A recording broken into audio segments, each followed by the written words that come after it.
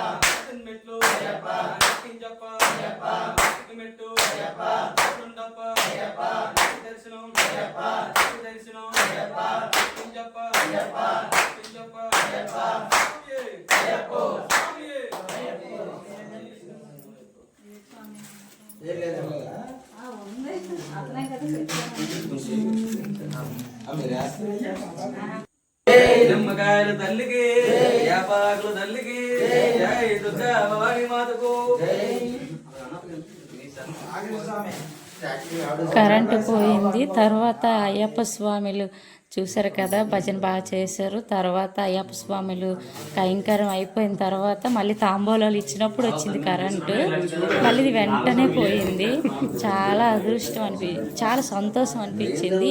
ఎప్పటి నుంచో అనుకుంటాను, కానీ ఇప్పుడు అనుకోకుండా అయిపోయింది. నేను అనుకోకుండా ఊరు రావడం, అనుకోకుండా ఇలాగ అనుకోవడం, మా అన్నయ్య స్వామి ఉన్నారన్నమాట అని చెప్తే ఫస్ట్ మాకు ఒక 3 రోజుల ముందు నుంచి వేరే స్వామికి చెప్తున్నాం అన్నమాట అన్నారు. మళ్ళీ కరెంటు పోయింది.